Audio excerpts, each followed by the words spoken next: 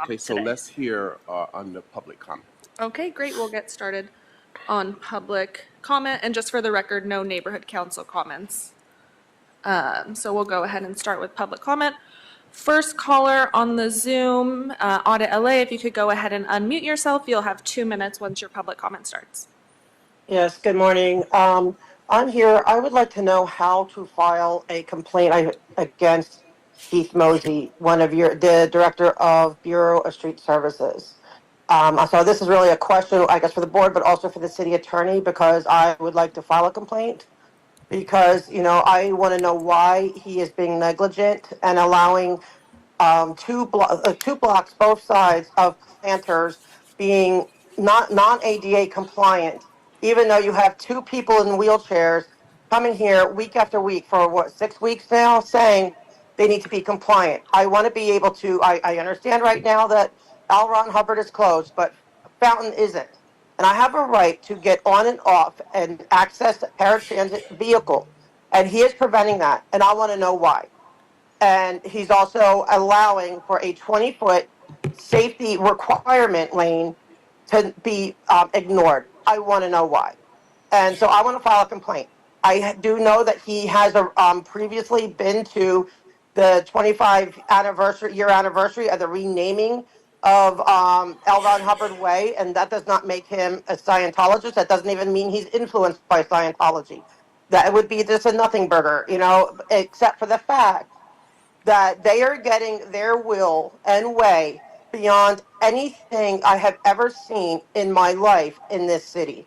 No one else, no other organization would be able to be so adamantly ADA non-compliant, in your face non-ADA compliant, with people coming week after week saying, this is affecting me personally.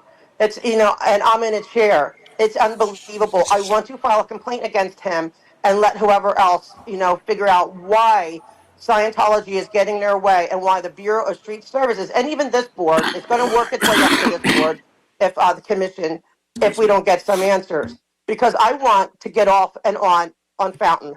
Thank you, Point caller. blank. Next public comment, under general public comment, we have caller Mona M. If you could go ahead and unmute yourself, you'll have 2 minutes once public comment starts.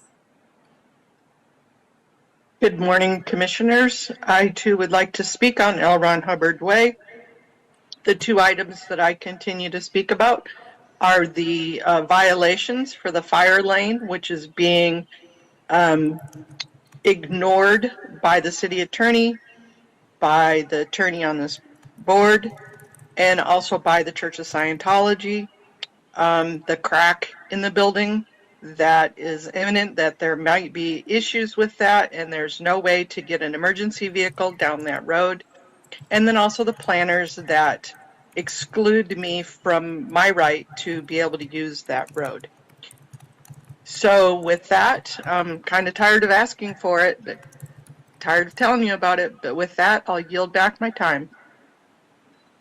Thank you, caller. President Pro Tem Davis, that's the end of our general public comment.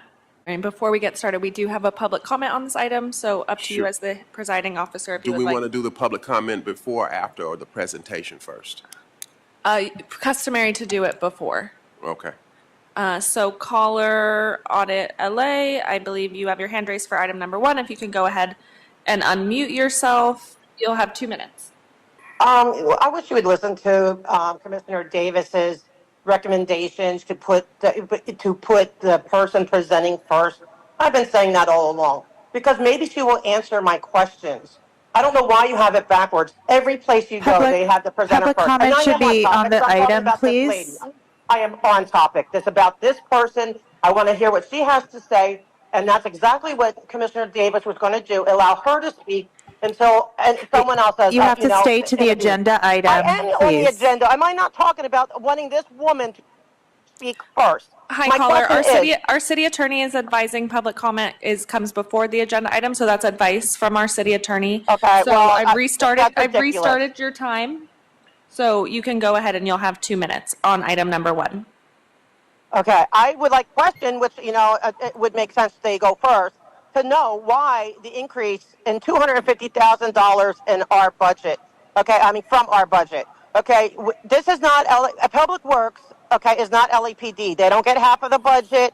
They don't get all this gifts from all over, from police foundations. They don't get that. We're limited. Okay, and it's got to spread around. We only get a certain. Public Works only gets a certain amount of the pie. So maybe had the city attorney realized that it would be better for the speaker to speak, maybe she could address those concerns rather than me sitting here having to feel frustrated with your process. Because I'm going to come here and I'm going to keep asking, why are you spending so much money? Why an increase? Why can't it be done on the original budget? Why? Is there a reason? And maybe she would have answered all my questions. And you know what? I could have left and been gone on with the rest of my day. I yield back the rest of my time. Thank you, caller. We have two public comments on the Zoom, so we'll go ahead and take those. We'll start with caller Audit LA. You can go ahead and unmute yourself, and you'll have 2 minutes. Yeah, sorry, it's noisy, but I had to be traveling while I'm speaking. I am all for taking care of our seniors. I'm glad to see you taking care of our seniors. But although I despise and disgusted by the language of the previous caller, I do share his concern for budgets and where is this money coming from, and making sure it all is necessary, and making sure everything is done legit. Because I've learned. I've been here for 6 weeks. I've learned that the rule of law or anything like that is not always followed. You pick and choose what you choose to follow on this committee, on this commission, in this department. So that being said, I want to ask the speaker, I would like to know exactly what funds or where the money comes from. I'm trying to understand this myself. We're not all engineers, we're not all commissioners, so we're trying to piece it together because we don't have enough money. If we now have to give up money for homeless projects, for food for seniors, we're reducing food for 5,000 seniors while we build a senior. Imagine, what's the irony in that? Reducing food for seniors while we're spending $700,000 to build a residence for them. Make it make sense, seriously. Can the developer, can you ask the developer, any of these developers that come before you, to please, crowdsource and pay for the seniors to have their food programs? Why are they at the city getting rid of food programs? But, you have all this extra $250,000 for, decarbonization work, which, whatever. You know what I mean?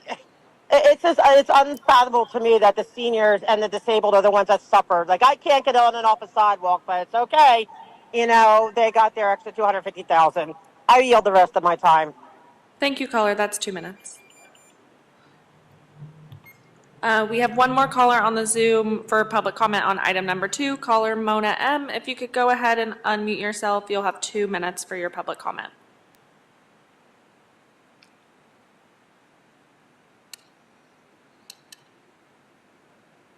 Sorry about that. My unmute decided to go off into La La Land.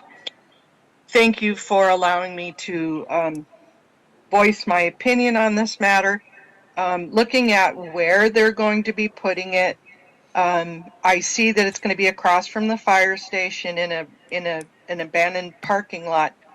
And we have such an issue with parking as it is. I'm not too sure if that's the best area for a senior center.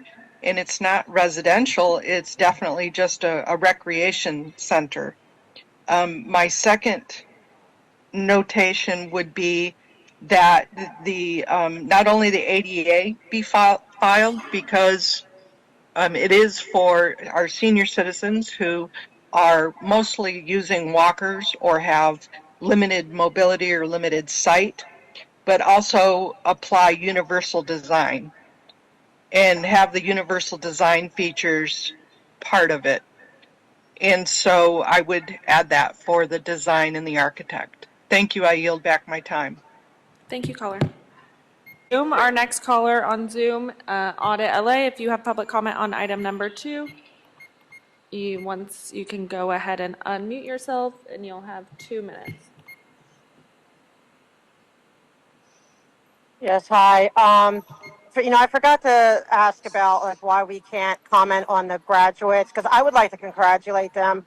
When the city does something right, I would like to say it, and I would like to congratulate every single person that took their time out of their lives to improve them, try to improve their lives for themselves and their families. I congratulate and I wish the best to every single one. That being said, I am concerned about this because it seems like people, you guys want to do a lot of studying, a lot of like looking into things, and let's look at this, let's look at that, but not a whole lot of like, let's roll up our sleeves and get things done. And we know how things work. Like if it's not broken, you don't have to fix it. So if certain ways, like I will allude to what the previous caller said, like if sidewalks are built with cement, either, then it's built with cement, and I would think that asphalt would draw a lot more heat, and we are already hot, and you're not building enough trees. So I don't understand this study.